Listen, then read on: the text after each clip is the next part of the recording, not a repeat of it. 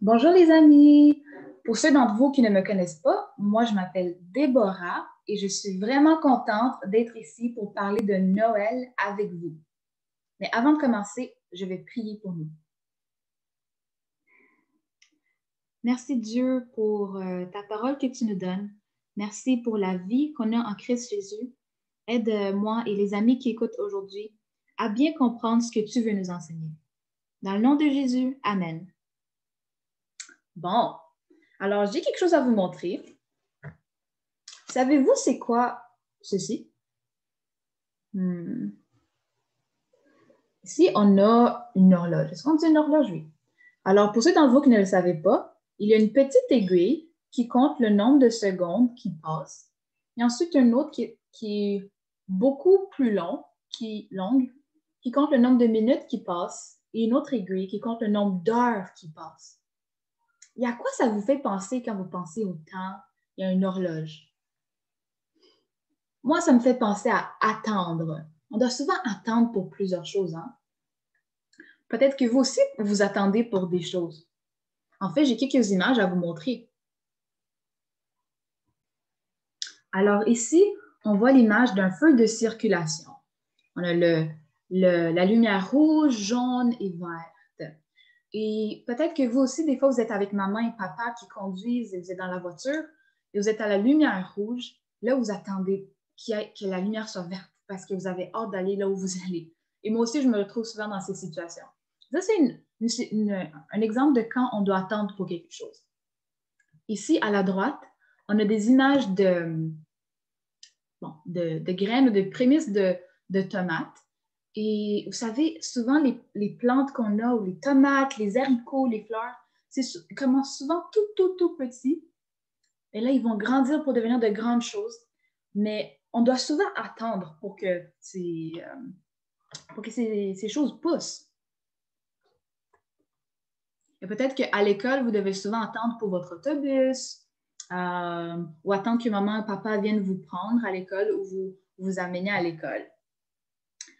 Moi, aujourd'hui, je vais vous parler d'une histoire, en fait, d'une femme qui s'appelle Anne et qui a dû attendre très longtemps. Et savez-vous pourquoi elle a dû attendre? Elle a attendu pour le premier Noël de l'histoire. Le premier Noël de l'histoire. Elle a attendu pour la venue de Jésus sur terre. Oui, son nom s'appelle Anne. Elle a attendu en fait plus de 84 ans pour fêter le premier Noël. Et vous et moi, aujourd'hui, on fête Noël. On le fête le 25 décembre. Mais aujourd'hui, on va apprendre un peu pourquoi on fête Noël exactement. Bien, en fait, on apprend dans la Bible, dans Luc, le livre de Luc dans la Bible, le chapitre 2, versets 36 à 38. Je vais vous lire ce que ça dit. Ça nous parle de Anne. En fait, dans l'histoire, je vais un peu dire ce qui vient d'arriver juste avant. Alors, Anne, c'est une femme qui était dans le temple de Jérusalem. Et elle priait Dieu nuit et jour. Elle le servait. Elle aimait parler de Dieu aux gens. Et ça faisait plusieurs années qu'elle était là-bas. Et un jour, elle voit Jésus. Je vais vous lire l'histoire.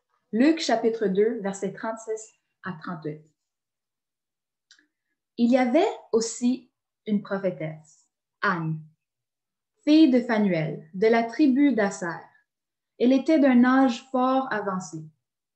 Après avoir vécu 7 ans avec son mari depuis sa virginité, elle resta veuve et âgée de 84 ans, elle ne quittait pas le temple et servait Dieu, nuit et jour, par des jeûnes et des prières. Elle survint elle aussi à cette même heure. Elle louait Dieu et parlait de Jésus à tous ceux qui attendaient la rédemption de Jérusalem. Alors, ce qui arrive ici, c'est que Anne, un jour, elle est dans le temple et elle voit 3 personnes qui entrent dans le temple. Je vais vous montrer. Alors, un jour, Anne voit... elle voit Marie, Joseph et leur bébé Jésus, Jésus-Christ, en forme de bébé qui est venu sur terre. Et vous savez, ça, c'est pas Anne, mais Anne, on ne voit pas son image ici, mais ça, c'est les 3 personnes qu'elle voit. Et elle voit Jésus. Et vous savez, Anne, elle était une prophétesse. C'est quoi un prophète ou une prophétesse? Bien fait, ce sont des personnes qui annoncent aux gens les messages que Dieu veut communiquer à son peuple. Et Dieu a souvent utilisé les prophètes dans l'histoire, comme peut-être que vous en connaissez quelques-uns, comme Élie, Élisée, Jérémie, Jonas. Et Dieu se servait souvent de ces prophètes ou de ces prophétesses pour avertir son peuple.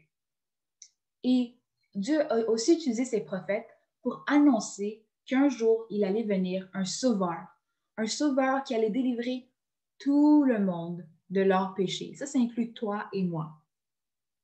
Un vrai sauveur. Et là, Anne, elle arrive, elle est dans le temple et elle voit le bébé Jésus et les deux parents. Et elle devient très contente parce qu'elle elle devient consciente que Jésus est le sauveur promis. Elle commence à louer Dieu et elle est si contente. Et vous savez, les prophètes, les gens que Dieu utilisait pour communiquer aux gens, eux, avant, ils annonçaient que le sauveur promis va venir. Mais Anne, quand elle a vu Jésus, elle l'a vu, elle a annoncé à tout le monde autour d'elle que le sauveur promis est enfin arrivé. C'est une belle nouvelle. C'était une très, très belle nouvelle. Elle louait Dieu, elle remerciait Dieu. On a lu tantôt que, au verset 38, elle louait Dieu et parlait de Jésus à tous ceux qui attendaient la rédemption de Jérusalem. Alors, OK, mais tantôt j'ai dit que Anne a fêté le premier Noël. Alors, on comprend maintenant que c'est pour quelle raison qu'on fête Noël? Est-ce que c'est pour les cadeaux? Est-ce que c'est pour les décorations de Noël? Et pourtant, je pense pas qu'Anne, à ce moment-là, elle avait les cadeaux et les décorations de Noël que nous, on a, souvent au mois de décembre. Mais elle fêtait quand même Noël. Parce qu'en réalité, les amis, ce que nous fêtons ultimement à Noël, c'est la naissance de Jésus-Christ. En fait, le fait qu'un jour, Dieu a envoyé son Fils unique dans le monde. Il est né comme un petit bébé afin de grandir et de mourir sur la croix un jour pour nous sauver de nos péchés. Mais savez-vous quoi? Après être mort sur la croix, Jésus est devenu très grand après. Il est mort sur la croix, mais il est aussi ressuscité. Il n'est pas resté mort. Il a été mis dans un tombeau avec son corps qui était mort, mais là, il est sorti de ce tombeau. On ne voit pas Jésus ici, mais il est sorti. Ça, c'est une image pour nous montrer que Jésus n'est pas resté dans sa sépulture. Jésus est ressuscité. Et si toi et moi, on croit en Jésus et en ce qu'il a fait pour nous, Jésus nous sauve de nos péchés, il nous délivre, il nous rend des nouvelles personnes en lui. Et c'est pour ça qu'on célèbre Noël, le fait que Jésus est venu pour nous sauver de nos péchés. Et savez-vous quoi? On n'a pas besoin d'attendre le 25 décembre pour célébrer Noël. On peut toujours célébrer Noël à tout moment parce que Jésus est notre sujet de joie à chaque mois, chaque jour et à chaque instant. Bon, c'est pour ça un peu que je vous parlais d'attendre. Parce que nous, on peut fêter Noël à chaque année. Mais savez-vous qu'il y a des gens qui ont attendu très, très longtemps, comme Anne, pour fêter le premier Noël de leur vie. Mais ça leur a valu la peine d'attendre. Alors cette année, quand Noël sera tout près, vous devez peut-être attendre pour ouvrir vos cadeaux. Ou peut-être que vous aurez tellement hâte que vous n'allez pas pouvoir dormir la veille de Noël. Ouf, pardon. Peut-être que vous aurez tellement hâte que vous ne pouvez pas attendre la veille de Noël. Peut-être que vous aurez hâte d'ouvrir vos cadeaux, comme je disais tantôt, de manger le délicieux repas de Noël. On sait que cette année, ce sera différent, Noël, avec tout le contexte de la COVID-19.